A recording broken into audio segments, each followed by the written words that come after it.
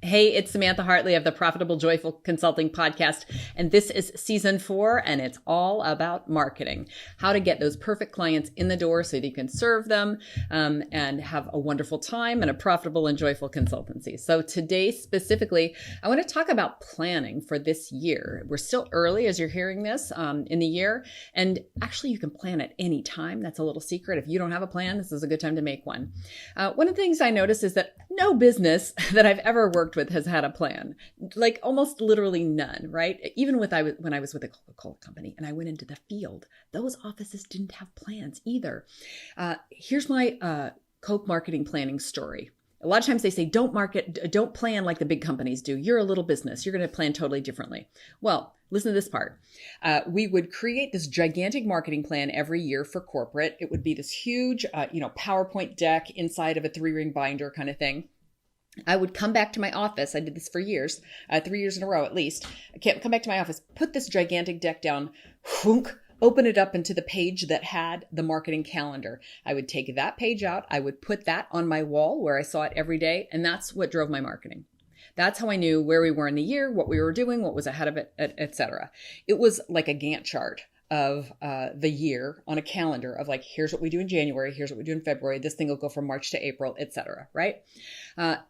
You want to have something like that for you and your business. Like, look at the whole year. Which holidays or times of year are relevant to you? Do you have a business that really hits it big in September, like more seasonal business, or are you consistently selling throughout? So, a lot of training companies will get a lot of business around September because we associate that with kind of like back to school.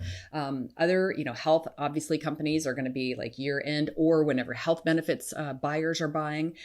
It's year end when everybody kicks off because they've got new budgets, things like that. So you want to have an idea for that in your marketing and build that in. So the marketing calendar is like one of the most important concepts that you can take away. And if you have a 1-page marketing plan, which is my goal for today for you, then a lot of it can be based around what that calendar says. So the first thing that you need to do when you are planning your year out, if you're planning your 2021 right now, is prioritize yourself. Make sure that you and your home life are stable, right? So I want you to go through there and take all of the holidays, the school holidays where you need to be available, birthdays, family vacations, all of those kind of things. Go ahead and block those out of your calendar. And then add for yourself from some vacation. There was one year I was working with a mentor and he had me pre-schedule vacation. He said, how much vacation do you want to take? I said, this much. And I said, well, I kind of want to alternate. I want to have like a week where we go somewhere for vacation and then a week that's a staycation where I can just chill out and be by myself. And one of those years I chilled out. I went to this women's monastery out in like the middle of nowhere. It was like on a cattle ranch or something. It was just the best time. So what does that year show me? If I block out the vacation time in advance, I take it. So there's a tip for you. Block out your calendar when your vacation is going to be. Well, what if I can't afford to go away? You can still take a vacation and, stay where you are. Well, what if I have a bunch of client stuff during that time? Well, guess what? It's your vacation. You're trying to take care of yourself. Don't schedule a bunch of client stuff on that time. What if there's an immovable conference that I want to go to? Okay, reschedule it, but don't cancel it. Reschedule that vacation time. This is how you keep yourself performing at your best is you take some time away to recharge and become a better version of yourself. I personally am a huge fan of the 4-day weekend. Boy, when we had a Thanksgiving or a certain holiday fell on or whatever, and we ended up having to take 4-day weekends, I was like, dude, this is a really great thing. So I don't need a ton of time off, but I do love a 4-day weekend. So how many of those do you want to go through there and block off? Create your business your way, and your clients are going to understand things, but they'll understand it if you say it and are committed to it. Like, I'm not available during those days, or actually we'll be on vacation then, or that week I only have 3 days to meet available. Okay, right? You make the rules, you decide. So that's the first thing that I want you to do is prioritize you taking care of yourself. Any professional commitments, any conferences you need to go through a whole year-long looking calendar and see that in advance. That way nothing jumps up and surprises us. A fun thing that I like to do is to take all of the holidays that quote unquote normal people take, not self-employed people take. They take things like, Veterans Day and what's the Memorial Day, right? They're taking those holidays. So go ahead and block those out. And then anything that is important to you. Prioritizing yourself is going to make you a more centered and present business owner. So it's super important for you. The second thing that I want you to do, and here's where we start to get into the meat of this thing. I want you to think about what your number one outcome for this year is. For some people, that will be a number. Some people will say, I want to hit 600,000 this year. Some people will say, I want to have 10 clients this year, or 100 clients, or whatever, right? So it'll be measured in terms of number of clients. And some people will say, I want to feel in the flow this year. It does not matter to me what my clients choose in that terminology, what motivates them, what desired outcome they have. What is important to me is that whatever they say is something that pulls them into action. It really inspires them. So I want that desired outcome, that number one outcome for the year that you say, I want it to be something that fires you up. And if you have to list a few things, if you say it's going to be 600,000, but I'm going to get there, peacefully, I'm going to have an exciting and fun time, whatever you want to lay out for yourself. So first start with that, because that's the year that we're going to create with this plan.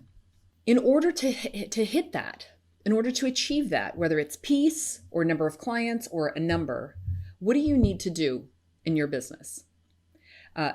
I want you to think about 3 main initiatives that you can do that will help you to get there. And if you're not totally sure, look at what has worked for you in the past to help you achieve the number that you had last year, to help you get the number of clients that you want, to help you be peaceful. Maybe just planning this out will help you get there more peacefully than you would have otherwise. So if you think about what those major initiatives are, and some of these can be posting to social media every day, doing outreach through Facebook Messenger, doing LinkedIn Messenger outreach, speaking at 20 people's events, whether virtual or in person. Whatever comes to mind for you as the core ways that you're going to get there, those are the things that I want you to note down. Working my referral network, networking with new audiences. Those core 3 things, I want you to decide what they're going to be, for the year is what I'll say now.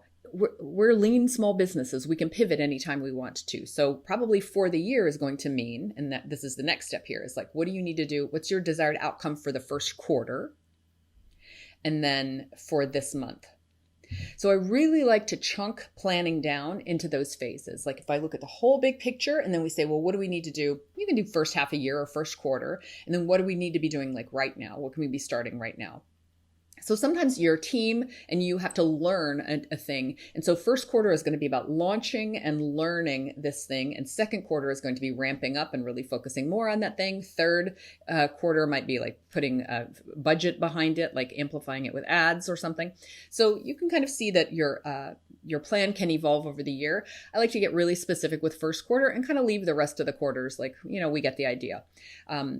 As long as you keep in mind, like that's in second quarter is when a lot of these speaking engagements start to happen, or in third quarter is when, we're going to hire people to support us with our, posting or outreach or something like that. So keep in mind that there will be business ramifications that come from each of the things that you lay out. So if in this second section, you've written down your desired outcome for the year and then the quarter and then the month, then the next thing that we do is we start to plan our daily marketing activities.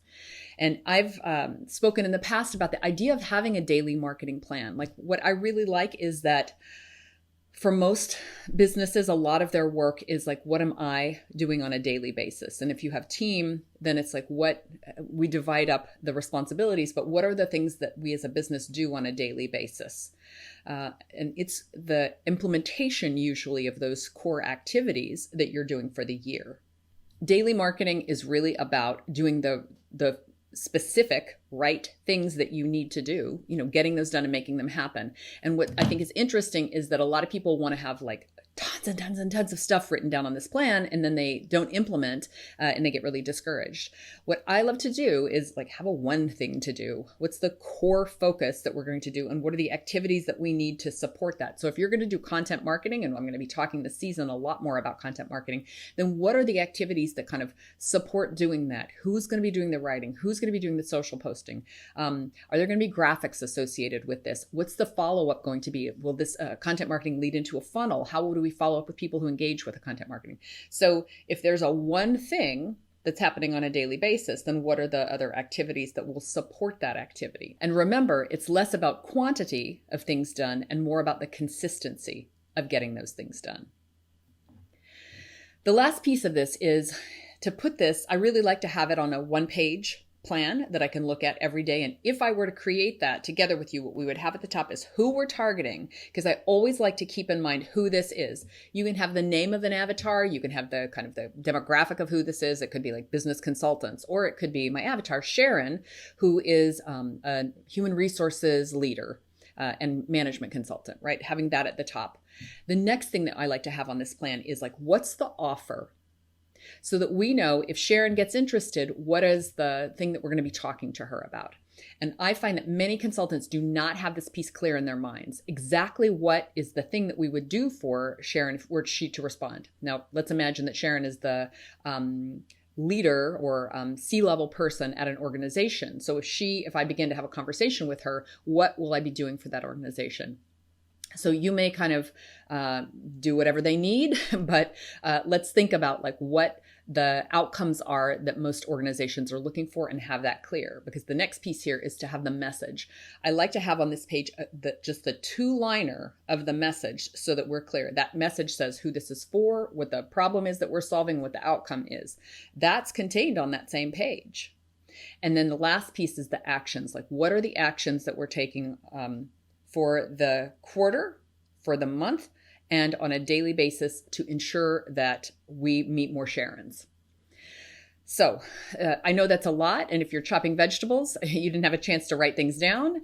I want you to take away the idea that we can pre-think about the year. We can think about the outcome that we want to have for this year. And then we can boil all of that down to one page that can guide our daily activities.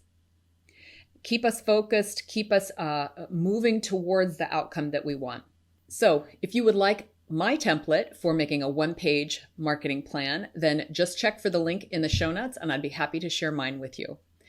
If also you'd like to get help in creating a one-page marketing plan or figuring out where to find your perfect clients and get more of them, then I urge you to get in touch with me. If you would like to get in touch with me to get my help with your one-page marketing plan, or if you'd like to double your revenues in 2021 without exhaustion, then please get in touch with me. You'll find links to connect with me on all my social channels in the show notes. Thank you for watching, and I am wishing you a profitable, joyful consulting business in 2021. Thanks for watching. Please like this video, subscribe to the channel, and click the bell to get video updates. Thanks.